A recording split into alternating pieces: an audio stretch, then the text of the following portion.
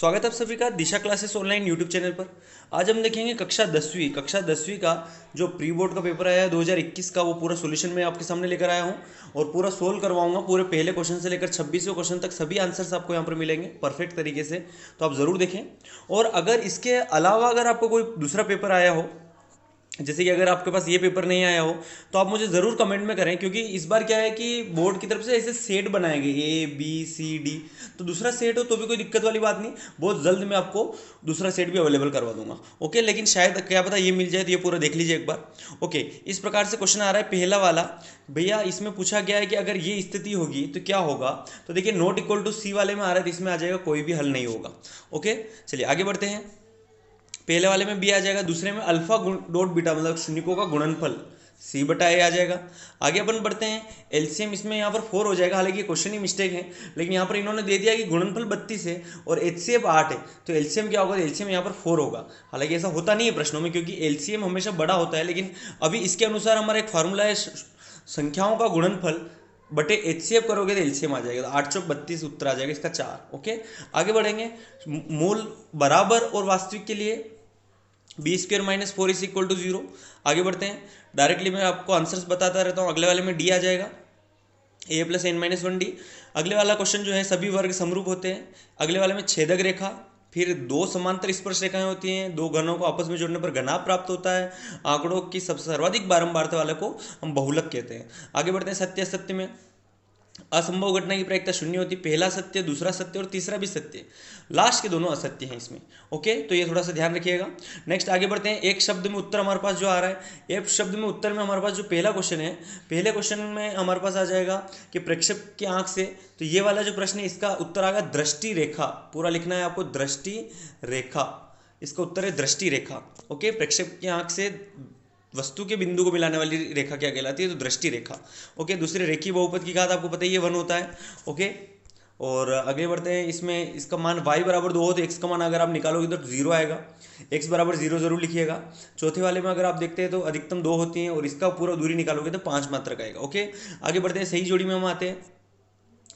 अपन direct लेते हैं। Sign 45 degree का मान होता है 1/√2, 1 + tan² होता है sec², 1 - sin² होता है cos², cos 30 डिग्री का मान होता है √3/2 और tan 60 डिग्री का मान होता है √3।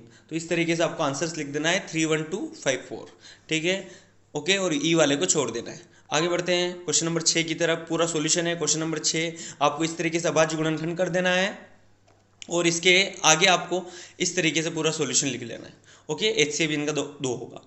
आगे क्वेश्चन नंबर 7, हमारे पास एक बहुपद दे रखा है, उसका शून्यक अगर ज्ञात करना है तो इस तरीके की लैंग्वेज आपको लिखनी है। पूरा स्क्रीनशॉट ले लीजिए, 2 बार करके मैं स्क्रीनशॉट ले ला दूंगा। ये पूरा हो गया। आगे बढ़ते हैं क्वेश्चन नंबर 8 की तरफ।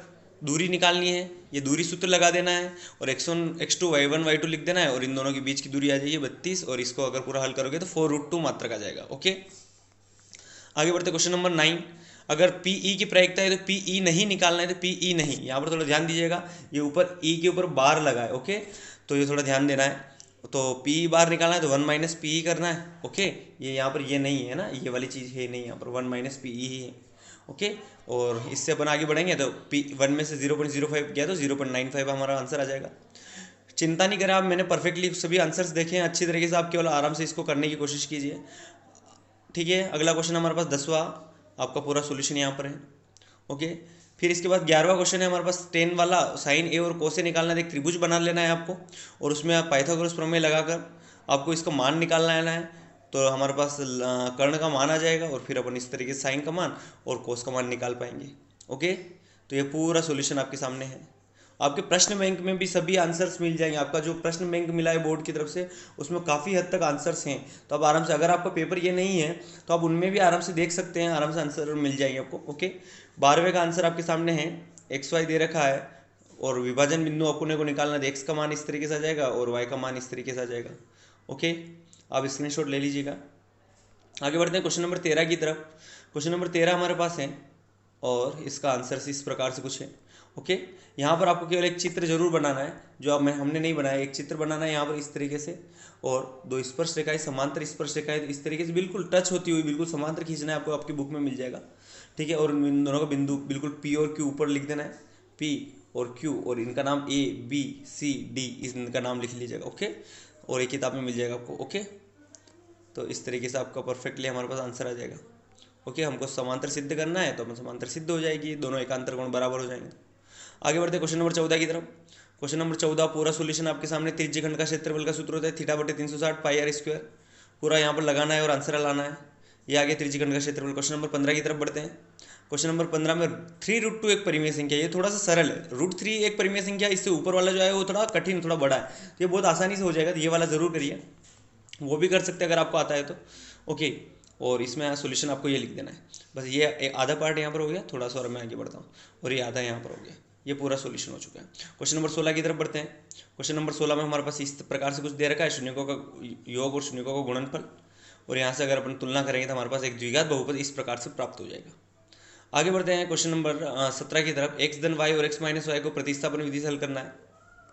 तो समीकरण 2 से हमने शुरू किया, y का मान आया हमारे पास 5, और फिर अपन ने x का मान निकाला और x का मान आ गया 9, तो ये दोनों उत्तर आ चुके हैं।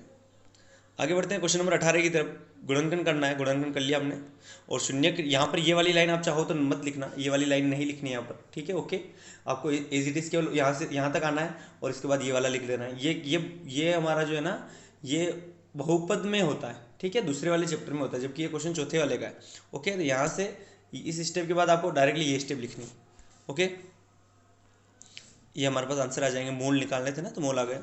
19वां आंसर, समकोण त्रिभुज हैं, और इस तरीके से आपको निकालना है पूरा। मीनार की ऊंचाई 10√3 मीटर, अगर इसमें मीटर लिखा हो तो मीटर लिख देना, जो भी है वो लिख देना। 10√3 मीटर होगा तो मीटर लिख देना, मीनार की ऊंचाई। Next 20वां question. समद्विबाहु त्रिभुज पाइथागोरस प्रमेय लग रही है, बहुत आसान है, 3 स्टेप का सवाल है, एज इट इज आप लिख सकते हैं। ओके, और यहाँ पर इसका स्क्वायर ये सिद्ध हो चुका है। ओके, परफेक्टली तरीके से लिखिएगा। नेक्स्ट आगे बढ़ते हैं 21वां। ये जो प्रश्न है आपका चित्र आपको उस पेपर में देखकर बना लेना। इस तरीके से 4 यहाँ पर वृत्त बने हैं और बीच में छायांकित भाग आपसे पूछा गया, तो छायांकित भाग आपको परफेक्ट बनाना है। ये चित्र थोड़ा ढंग से बना लेना है। ओके, हमने पूरा सोल्यूशन दे रखा है किस तरीके से इसको करना है, ठीक है। वृत्त का क्षेत्रफल घटाना है वर्ग के क्षेत्रफल में से, तो 42 सेंटीमीटर स्क्वायर आपका छायांकित भाग का क्षेत्रफल आ जाएगा। आगे बढ़ते हैं 22वां क्वेश्चन। इसका अथवा वाला हमने किया है, तो अथवा वाला ये देख लीजिएगा थोड़ा ढंग से। ओके, और यहाँ से हमारे पास एन का मान आ जाएगा 16, तो एपी का 16वां पद हमारे पास 78 होगा। आगे बढ़ते हैं 23वां क्वेश्चन। आरएचएस हमारे पास दे रखा है, आरएचएस लेकर हमने शुरू किया और हमारे पास एलएचएस आ चुका है, ठीक है। तो यहाँ पर एक और चीज़ ध्यान दीजिएगा, ये बीच में आपको बराबर लगाना है, इंप्लाइज नहीं लगाना है, यहाँ पर बराबर लगाना है। ओके, क्योंकि हमने आरएचएस लेकर शुरू किया इस प्रश्न को। ओके, ठीक है, तो हमारे पास एलएचएस आ गया और ये हो चुका है शुद्ध। 24वां क्वेश्चन आपका रचना का है, तो रचना आपको कर लेनी है, आप चाहो जो रचना कर सकते हो। ओके, रचना आपको खुद को करनी है। क्वेश्चन नंबर 25 में आपको सामने बताया था, जिसमें छड़ को तार के रूप में परिवर्तित किया गया, तो आयतन दोनों को बराबर होगा, तो बस छड़ का आयतन निकाल लेना है, और तार की लंबाई हमारे पास दे रखी है, तो तार का आयतन निकाल लेना है। दोनों को क्या कर देना, देखो यहाँ पर बराबर में लिख देना, दोनों को बराबर में लिख देना, आंसर आपके पास आ जाएगा। तो आर का मान आ जाएगा 1/30। आपसे पूछा गया है मोटाई, तो मोटाई हो जाएगी व्यास 1/15 सेंटीमीटर। और ये 26वां क्वेश्चन जिसमें हमने बहुलक निकाला है, अथवा वाला किया है, तो इस प्रकार से आपको पूरा लिख देना है इसको एज इट इज़। ये बहुलक का बहुत ही इंपॉर्टेंट सूत्र, अच्छी तरीके से याद रखिएगा, फाइनल एग्जाम में भी आएगा। ओके, और इस तरीके से आपको पूरा सॉल्यूशन यहाँ पर कर देना। इसका उत्तर आ जाएगा 65 थोड़ा सा क्या होगा, स्कैन करते समय थोड़ा सा ज़्यादा डार्क आ गया, तो इसका उत्तर आपको लिख देना है। ओके, 65.625। ओके, कैसा लगा वीडियो मुझे कमेंट में ज़रूर बताएं, और मिलते हैं नेक्स्ट वीडियो में। और लाइक ज़रूर करें अगर अभी तक नहीं किया हो पूरा वीडियो देखने के बाद तो। Okay, thank you.